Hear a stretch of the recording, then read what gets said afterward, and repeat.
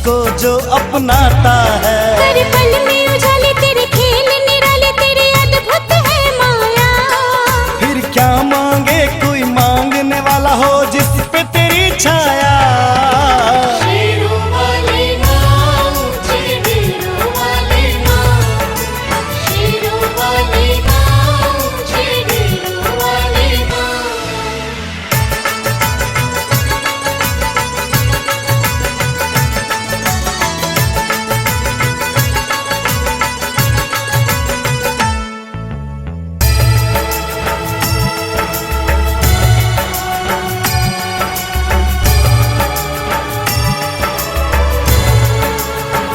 एक तेरे दर्शन से मैया कष्ट सभी मिट जाते।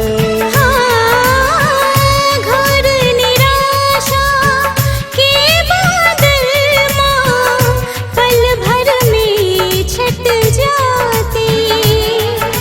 महिषासुर को मारने वाली दुर्गा दुर्गत नाशिनी, तू गौरी शिव शंकर प्यारी अन्नपूर्णा पद्मासिनी।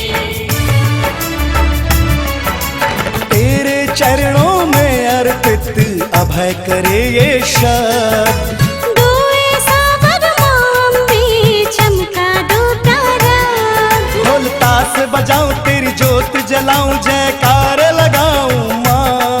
तुझे फूलों से सजाऊं गीत तेरे में गाऊं, प्रतिपल तुझे गाऊं माँ। शेरों वाली माँ, ऊंचे दिलों वाली माँ। शेरों वाली माँ, ऊंचे दिलों वाली माँ।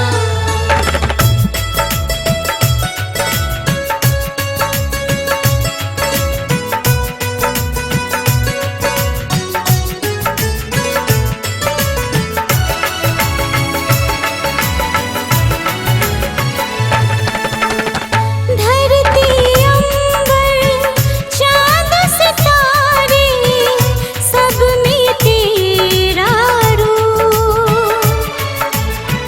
तेरी मर्जी से होती माँ बरखा छाँव धूप। भुवनेश्वरी है जगदम्बे खड्ग त्रिशूल धारिणी, भवसागर से पार उतारे सबको माँ जगतारिणी। रिद्धि सिद्धि देने वाली पल में करे निहाल। क्या मैं उचारूं इस मुख से तू जाने सारा हाल। सारे दुखड़ा मिटा दे मेरी बिगड़ी बना दे मेरी प्यारी भवानी माँ। तुझे जो भी नर नारी पाए शक्ति तुम्हारी तू जग कल्याणी माँ। शेरों वाली माँ, ऊंचे दिलों वाली माँ। शेरों वाली माँ, ऊंचे दिलों वाली माँ। द्वार तेरे जो आता है बिन मांगे सब कुछ पाता है। तू भरती है झोली उनकी माँ तुझको जो अपनाता है।